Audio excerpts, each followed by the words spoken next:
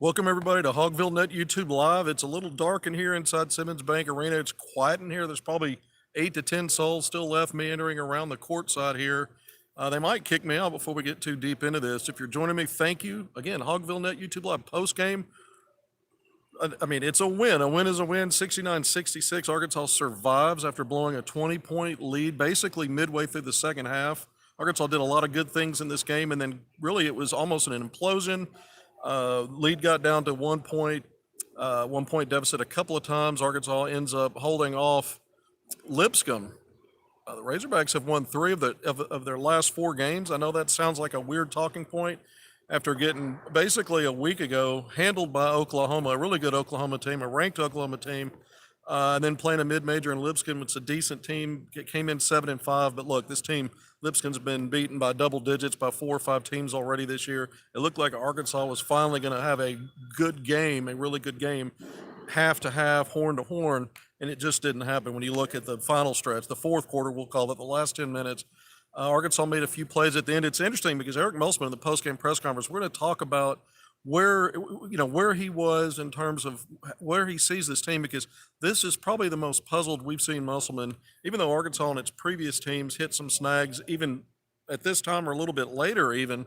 I think with this group, there's a lot less trust in what he's got on both sides of the ball, not from a talent standpoint, not from a depth standpoint, but from guys buying in, especially with all that experience and what's needed to win at this level. And you saw Arkansas let go in this game. Not completely. Razorbacks won the game. And one of the interesting things when I tweeted out my game story, I rarely ever put a player's name in the game in a tweet just because on a game story, win or lose, just because a lot of people jump in there with criticisms. But I did put Devo to the rescue. I saw some people comment on that negatively. I'm not going to get into all of it. But Eric Melsman in the post-game press conference, one of the things I want to talk about, he was not happy with Devo taking the shot that he took and made with about 26 minutes left. He wanted Arkansas to work the clock a little bit more. Tremont Mark, Arkansas's game high tonight, 17 points, bounce back game offensively for him, especially first half, not as much second half, but 17 points, 3 rebounds, 3 assists, did some other things other than score, but led Arkansas in the scoring department. He was asked post-game about it, and he said he was pleased with Devo's decision, said Arkansas really needed it. I'm going to agree with Mark on this. This isn't college football where the clock can be your friend or foe, trailing or leading, and you're playing clock because you don't want to score too soon because the other team can maybe come back and tie you or beat you. In basketball, you have a shot clock that's going to expire on you. Arkansas really struggled to score late in that game. I think the Razorbacks collected a defensive rebound with 34 seconds left, up by 1. So when Devo took the shot, they were already 7 or 8 seconds into the clock. I need to watch a replay to be precise about that, but that's about right. So you were going to have to get a shot up. Arkansas, again, really stale on offense. So if you had a lane and you got an opportunity, you get a fourth-year guy that has been a big shot maker in close games for Arkansas in the past. I have no problem with Devo giving Arkansas going from a 1-point lead to 3. I think it was the right play, even though there was still time on the clock, because the worst that could happen now is the other team hits a 3 to tie you. Anything less than that and you still hold a lead. Also, Arkansas did a good job defensively, or Lipscomb just missed open shots. Either way, maybe a combination of both. Devo Davis also collected a defensive rebound with about 11 seconds left. At that point, Lipscomb, a team that doesn't foul much, we talked a lot about that in the pregame show, talked about it in my preview article coming into this, that you're not going to get to the line a lot. So Arkansas wasn't even in the penalty, so Lipscomb had to foul. What happens? Arkansas gets in the penalty. Leighton Blocker gets fouled 0 for 1, front end 1-and-1. So if you're carrying a 1-point lead at that point and not a 3-point lead, you're still in danger of the other team not needing a whole lot to beat you or at least get it to overtime.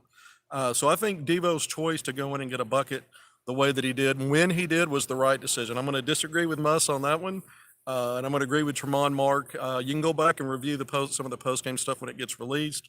Maybe some of you already seen some of that. But I'm really going to focus also on a lot of things that Eric Musselman said in this game, after this game, actually.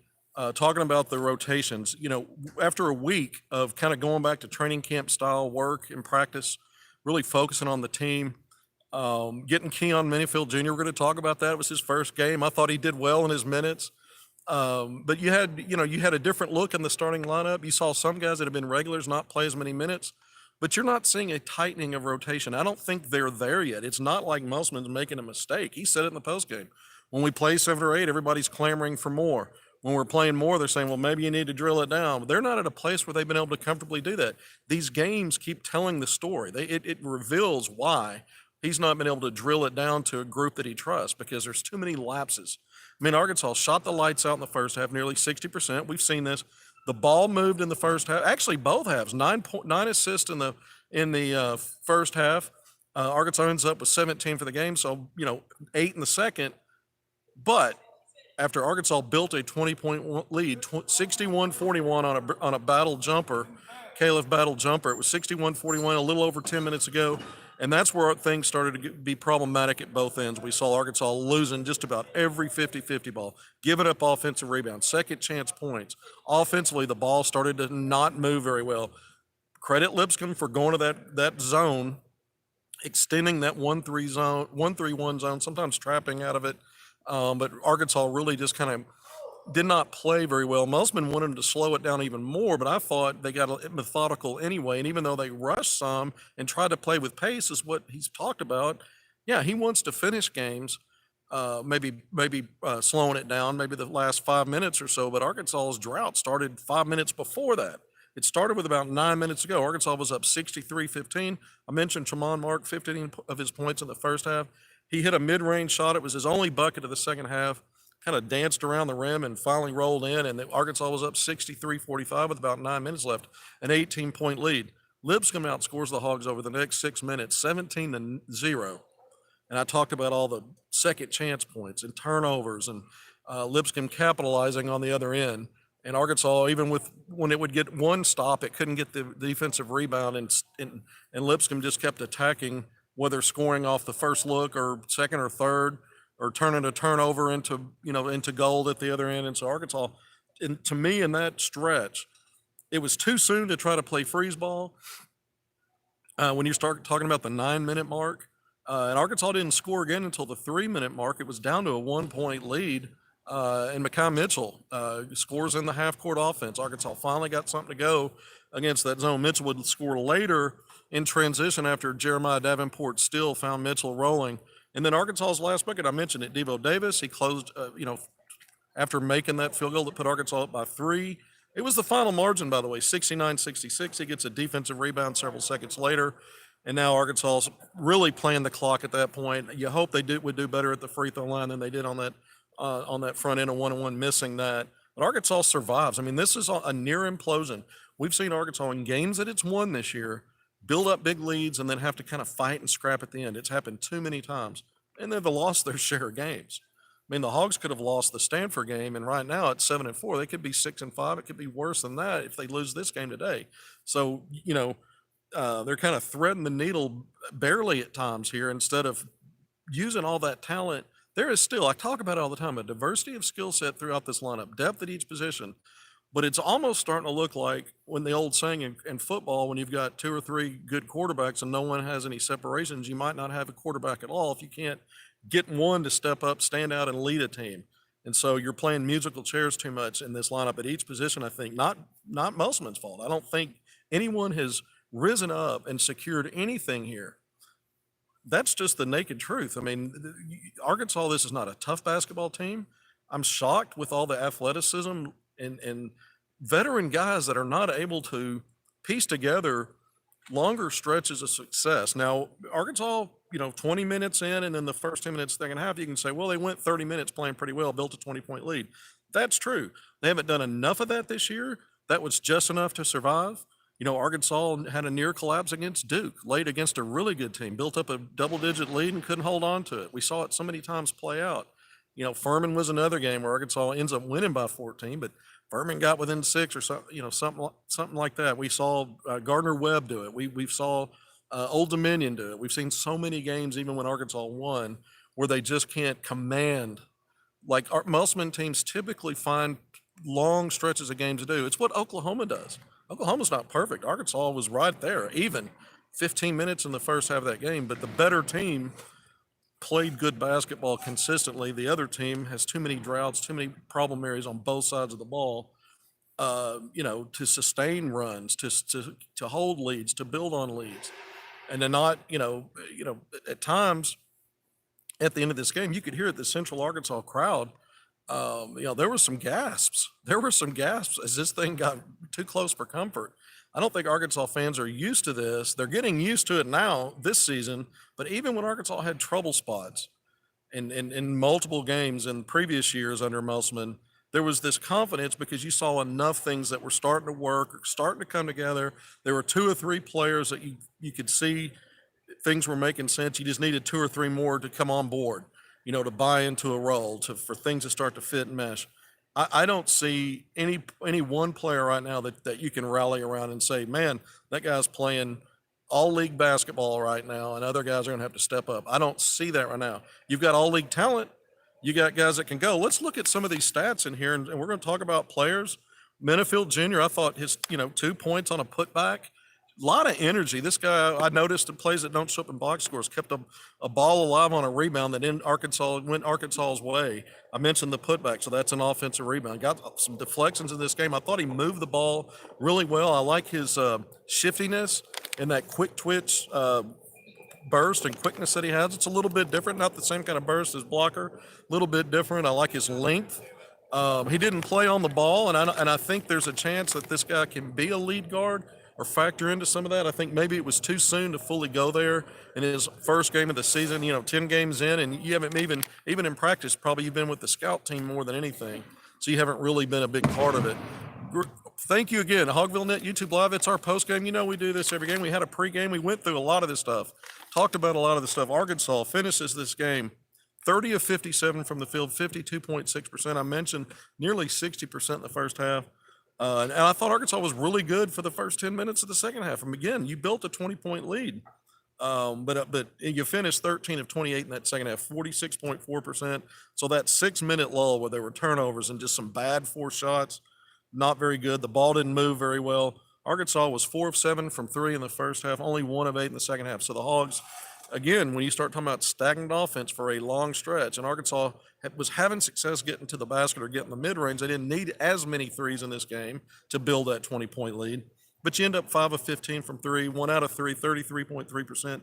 Only 8 free throws. Arkansas's averaging 28 free throw attempts a game. I mentioned all previously before this game ever played that this Lipscomb's team does not foul a lot, only 13.8 fouls per game. They keep teams low off that free throw line.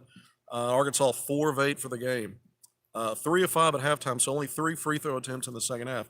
50% of the line, that's not very good, especially when the margin shrank down to a one-possession game at the end. You need to be better at the free throw line, even in limited attempts. Arkansas didn't do that. Lipscomb, 26 of 67, 38.8%. Second half wasn't great, 12 of 34, 35.3%. This was a team shooting over 36, or right at 36% from 3, making over 9 threes per game, getting the attempts up 27-28. In this game, 7 of 30, so they got the attempts, didn't get their makes. The percentage was down to 23.3%. 2 of 14 in the second half, only 14% there. Arkansas's defense, here's the thing. Some games they defend well inside the arc. Not enough games where they defended well outside the arc. Some of these were wide open looks that Lipscomb just couldn't knock down. But at the same time, you love those percentages. The problem is, and by the way, Lipscomb didn't attempt a free throw in the first half, 7 of 9 in that second half. So not only 77.8%, the percentages is much better than Arkansas's, but ended up shooting 1 more free throw in this game and making 3. When a game gets tight, those are the kind of things you look at and say, here's how we lost. In this case, Arkansas wins, but that you got to figure Arkansas should be winning at the free throw line, even against a team that doesn't foul a lot. You got to find ways to make that whistle blow, and Arkansas didn't do that. One of Arkansas's best players at getting to the line, Caleb Battle, did not have a big game in this game, not only in terms of production, but also in terms of playing time. So that was probably part of it. But again, I went through the percentages for both teams. Arkansas was better than Lipscomb when you looked at every single place except the free throw line, and the margins weren't crazy there. But it's the hustle plays. It's the 50-50 balls. I mean, Arkansas is +1 on the glass. A bigger, more athletic team, Arkansas should be doing better than +1 against Lipscomb. Offensive rebounds, +4 for the Bisons. Second chance points, +7, 13-6. So advantage Lipscomb there. Turnovers, 14-9. Lipscomb +5. Arkansas had the 14 turnovers. Steals, Lipscomb, again, I'm talking about quickness, athleticism. Steals, just effort plays, 8-4. Lipscomb double Arkansas up. Now, Arkansas did a better job of capitalizing and cashing in. Arkansas doubled up Lipscomb 12-6 in points off turnovers against a better team. When you look at these turnover numbers and the steal numbers, you're probably not going to do that. You're probably not going to be on the plus side in points off turnovers. So Arkansas, good there. Fast break points, some of that was off turnovers. Arkansas was +8 there. We've seen plenty of games where Arkansas is not very good with transition defense. I thought they were better in this game. It's obvious, 14-6 there. Points in the paint, Arkansas had a pretty good cushion at halftime, +8. I think it was better than that when they built up to that 20-point lead when the Hogs did. Ends up only +4, 36-32. And again, a lot of there's second chance points for Lipscomb off of those 50-50 balls that Arkansas just couldn't corral. Some of those came off of turnovers. Arkansas did win the blocks game 5-1. Arkansas is one of the best teams in the country, averaging 7 per game coming into this, to rank second nationally in Division I. Assists, Arkansas had 17, Lipscomb only 10. I mean, I mentioned Lipscomb didn't shoot great. Arkansas 17 assists on 30 made field goals, better than 50%. The problem was they ran up that big lead. The offense was clicking to that point. And then after that big drought and a 17-0 run kind of erases all the good work you did there, because now you're fighting for your life.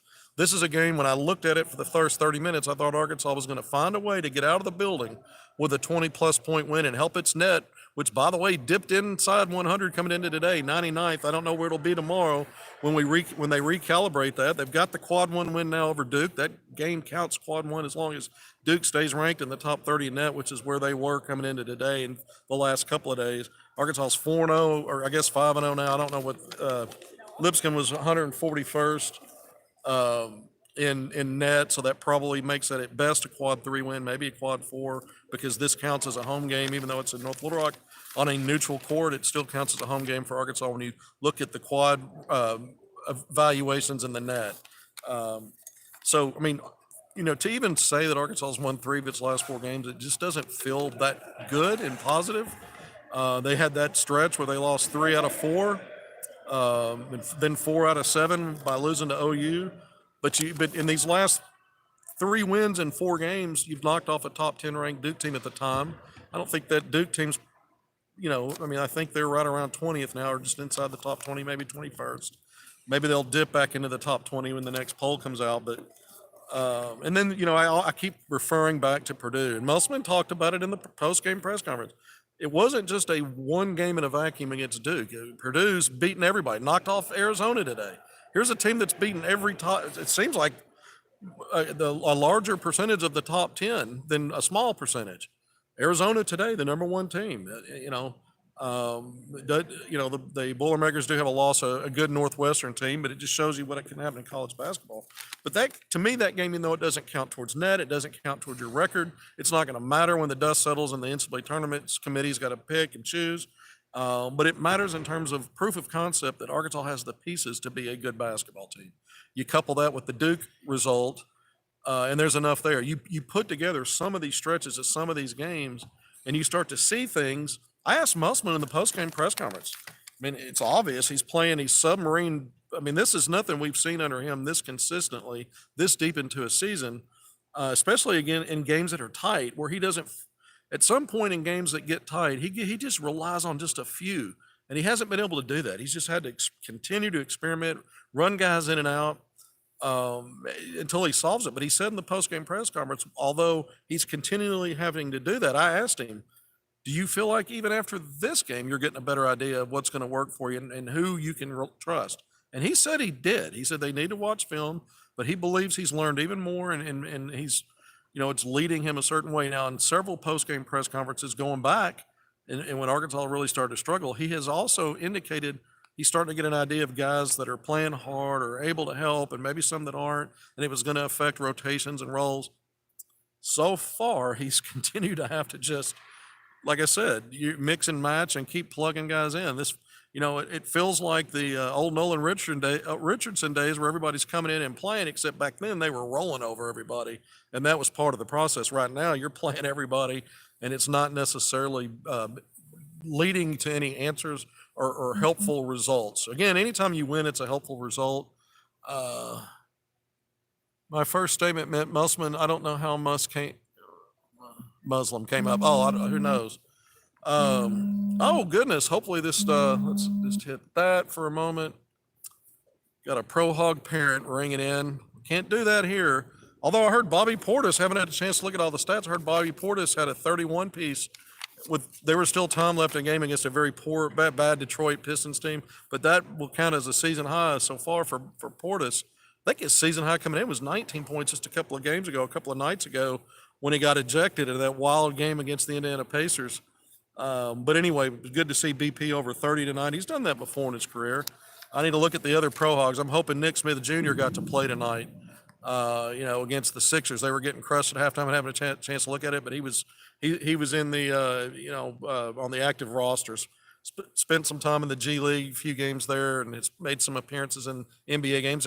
Two or three games prior to tonight where he was in at crunch time in the fourth quarter of close games and showed really well. Anthony Black, by the way, guys, career high the other night, 13 points, almost a double-double. Shot the ball well, 5 of 8 from the field, 3 of 5 from 3.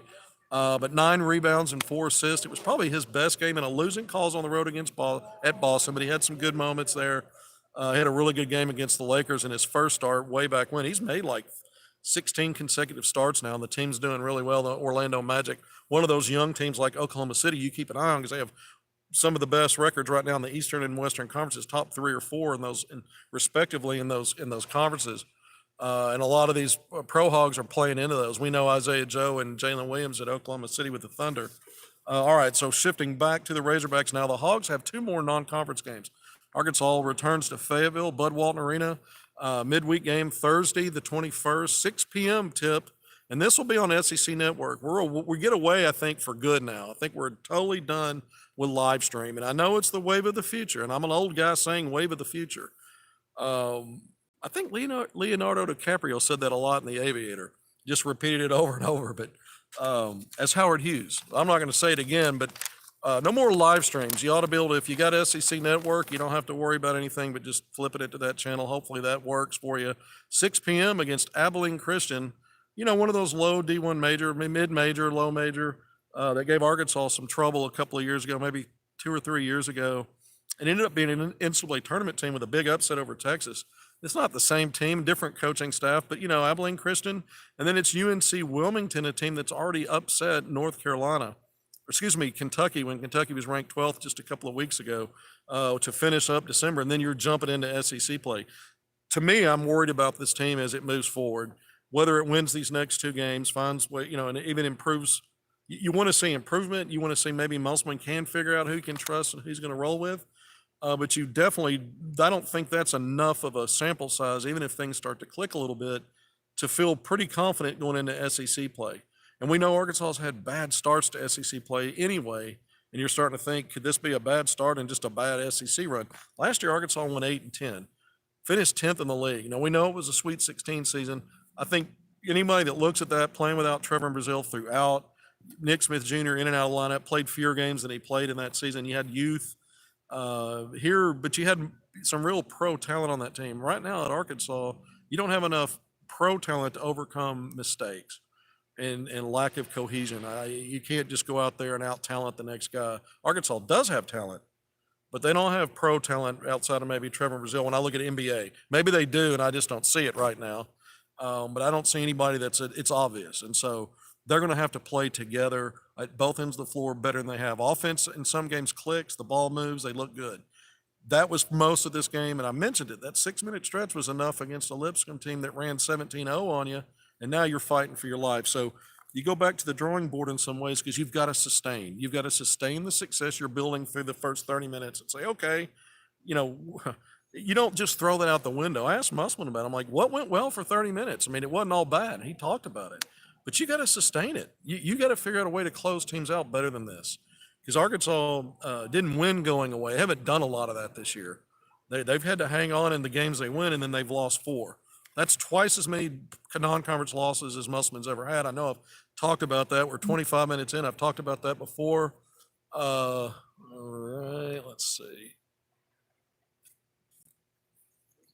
I have faith that Eric can get this thing turned around. Well, the faith is based on results. And he's done it 3 consecutive seasons. I mean, even if you go back to year 1, Arkansas went on that skid without Isaiah Joe. When he came back, they started to put some things together. And went from losing, I think, 5 straight games and ended up having a winning record after Joe came back, going into the SEC tournament, and they won the first game there after a 7-11 finish in league play, playing in one of those Wednesday first round low seed games, and beat Vanderbilt, and then COVID shut it all down. That team might have gone on a run in postseason beyond that first game. We know what the results were the last 3 years. So, yeah, have faith in Eric Musselman. I don't think there's anything unsound about that. But I listen to the head coach. And he's fond of saying every season's different. Every team has its own personality. That's always true. But there is what I thought in preseason was an extra confidence in Musselman coming into things. And I think right now there's extra doubt than I've seen when Arkansas's hit trouble areas before. How about that for a turnaround? I mean, it's a reflection, right? Arkansas was preseason number 14. You rolled through exhibition. You knocked off Purdue. People are talking about that as potential contender for national title. That's obvious. It's been proven out even since then. And you're starting to think, okay, yeah, maybe they don't struggle to start SEC play. Maybe they don't have a bad patch of games. You're not going to go undefeated, but maybe you don't have 5, 6 straight games where you're getting roughed up. It's happened sooner. And even in the wins, the wins don't feel like the team is learning and growing from those wins. It's almost like they're hanging on. The wins have felt like, well, we're kind of hanging on here. And that'll sustain you for a while. I mean, it keeps you in the conversation. I mean, Arkansas's not out of anything. Arkansas is going to have a ton of quad 1 games in SEC play. It may not be a strong league at the top. The top 2 or 3 teams may not be dominant type teams, but you got a lot of teams really highly ranked in net. And whether you're playing on the road or at home, even at home against some of these teams, you're going to have a chance to pick up quad 1 wins. But you're going to have to win those games for those to help you. And Arkansas's net is so low right now that they can't afford some bad losses. So they need to take care of business to finish out non-conference play here in December. I mentioned the opponents coming up, Abilene Christian. And then right at the end of the month there, you've got on the 30th, I believe, you've got UNC Wilmington. Again, Wilmington's knocked off Kentucky in Rupp Arena at the time the Wildcats were ranked 12th. So you've got to win those. You need to get to 9-4, and then figure out a way to you got Auburn at home to open up SEC play. You get 2 on the road. I mentioned it, Georgia, Florida, A&M back at home. You probably got at least 3 quad 1 wins opportunities in there, and so if you can go 2-1 in those games and close out December, we might look back at this and say, wow, that team went from what we thought they would be in preseason, fell really hard, and now they've kind of picked themselves back up. And then you're in that mindset where you've been the previous 3 seasons where they hit those rough patches, and you're starting to think, this team's not very good. I don't see it. And all of a sudden you do. I think the one concerning thing I go back to again is some of the things I'm seeing played out. I think this team and this group of players has more problems collectively than other ones I've seen. With all that experience, they're missing some stuff. I think they're missing tough guys, and I think they're missing guys anticipating smartly, going after those loose balls, 50-50 balls. Keon Minifield Jr., I thought, did some good things in that department. Maybe as he gets worked into the fold, he helps Arkansas there. L. Ellis, 1 minute tonight. And if you go back to my preview article that I wrote a couple of days ago and put out, I went through everything that was a problem. I even talked about some individual guys, and then I put out my viewpoint for a rotation, and he was not listed in the top list of names. I think I had multiple names because I had 5 or 6 guys, and then I had Davenport or Pinion or maybe both, and they both started today. And then it kind of a 3-headed monster at the 5 spot, which, we saw that with Graham and Mekhi Mitchell, having their, look at the efficiency. I haven't even talked about those guys. Jalen Graham, 11 points, 5 of 6 from the field, 1 of 2 from the free throw line. Had some in that run that Lipscomb had. He had a turnover or 2. Wasn't quite in the right spots against that zone Musselman set and got him out. I know a lot of fans are wondering why he kept him out, but only 1 rebound in this game. He played 15 minutes. You're in the post, you got to do better than in playing around the basket. You got to do better than 1 rebound. He did have 2 blocks, a couple of energy plays there. That helps. Arkansas is a good shot blocking team. I mentioned the 11 points, did some really good work to help Arkansas in some of those runs. There was a point in time where he either scored or assisted on 7 points in a 9-0 Arkansas run. So he gave Arkansas what we've seen him do in the past, and he's missed those four straight games when Arkansas lost to Greensboro on that 1-2 in the Bahamas. So we've seen him kind of come alive a little bit. He had some good plays against Oklahoma in a game where Arkansas got beat soundly. Then Mekhi Mitchell, 12.6 of 6 from the field, 5 rebounds, 1 block, 0 turnovers. Sometimes he'll have 1 or 2 turnovers, and he'll miss a chippy or two. Perfect from the field, 5 rebounds, 1 block in 19 minutes. Chandler Lawson started. It was one of those games. He's up and down. So he's a guy that. And I mentioned in that article, it may just be a rotation with the 3-headed center spot. And that's what it's been. I mean, again, when you drill down to a top 7 or 8 rotation, you're not seeing all these guys and going through all these names in postgame. You're just not, because they're not on the floor. Most of them are watching. And most of the guys in the 2 or 3 of the guys on the back end of that 7 or 8, they're not playing a ton of minutes. It's really 5 guys under a normal Musselman way to do it.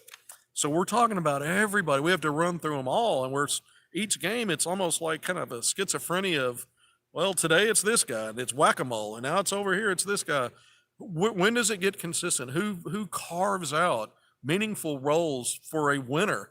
For a winner beyond scratching out and hanging on, you got to do. I mean, that's better than the alternative, but you got to start doing better than that if you're going to be what Arkansas has been the last 3 seasons. And right now I'm having a hard time seeing one guy you build around and say, okay, this guy's wearing a cape right now. I need more from the other ones. Fall into place. You're not seeing it on defense. You're not seeing it on offense. It's not been there. Muss has confused his team and the fans. Well, I don't think he's doing that intentionally. And I'm not going to defend Muss. I mean, I've already said I disagree with Muss on the last shot that Devo took. I think it was the right shot. You've done nothing offensively. You've got to score. You got to. You're up 1. You don't score on that possession. I don't care when it comes. You've hung yourself out with a 1-point lead. It doesn't take a lot to lose off of that. And it doesn't take a lot of time. That bucket forces, with a low clock, Lipscomb to have to make tough choices. Do I take a 3 and hope I can get it to overtime and knock down a 3? Do I try to get early clock 2 and then just play the long game because Arkansas is not a great free throw shooting team? Either way, you had to score there. Arkansas had struggled for 6 straight minutes getting buckets. And so I thought what Devo did was the right thing. And plus, he's a guy that's – how many times has Devo delivered late? I know some of those are in the NCAA tournament a little more glamorous, but he's done it before. I know he's not playing his best basketball so far through 11 games. He's made improvements in some areas. His efficiency's been off. I don't think he's defended as well as he can. But I think when I look across, I mean, L. Ellis with 1 minute tonight, I think it says everything. And again, I left his name out of the rotation talk. I had this feeling that this was going to happen. On Drive Time Sports on Friday, just yesterday, I was asked who's going to start. And I gave a starting group. I didn't get all of it right, but I said, I think Joseph Pinion might get an opportunity. Why not? Homegrown kid. He's from Morrilton. You could play him in Fayetteville. You could give him a shot down here. He got a start. I thought Blocker might start in his hometown. He didn't. Devo Davis, Central Arkansas guy. Of course, he started every game. So, but Musselman's experimenting still. That's not a good feeling for the way he likes to coach and likes his rotations to be, because if he's still at experimental stages right now, getting closer to league play, and we're not talking about experimenting with big leads and you have the comfort level to do that, to really fine tune it. We're talking about trying to find ways to manufacture wins where a loss is a real possibility. And Arkansas turned what looked like a fun day into a Little Rock and a blowout win, and maybe helping the net a little bit, and getting on a bit of a roll. They didn't quite turn that corner like that, but they did win. 3 out of 4, 3 of the last 4 with wins, including that win over Duke. I mean, there's some positives there. You don't give up on a season. This isn't college football where a few bad weeks can ruin your expectations for everything. There's still plenty of proving ground and opportunities for quality wins. I mentioned it. All right, we're about 35 minutes in. Now I'm getting preachy again. I tend to do that sometimes. But I appreciate everyone who does join me on HogvilleNET YouTube Live for these post-game, pre- and post-games. I want to thank my sponsors. For Jose's Bar and Grill in Town, my sole sponsor for pregame. And then for postgame, it's Jose's, as well as Fence Brokers, Inc. here in Central Arkansas. Going live. Am I live? Am I off live? It was delayed earlier at one point. I don't even remember if that was the pregame or postgame. But the Arkansas Razorbacks get it done off the mat after losing to Oklahoma a week ago, for all the work, toil, and sweat and effort, and going back to basic training for a week, and training camp for a week, and focusing within and not as much about the opponent. At the end of the day, where did it get Arkansas? Like, back in the winner's circle against a team you probably thought it should have been easier today. All right, we're going to sign off. Thank you for joining me. We'll get you pregame on Thursday, December 21st. Again, tip-off 6 p.m. SEC Network. Arkansas hosting Abilene Christian back in Bud Walton Arena in Fayetteville. Until then, see you then.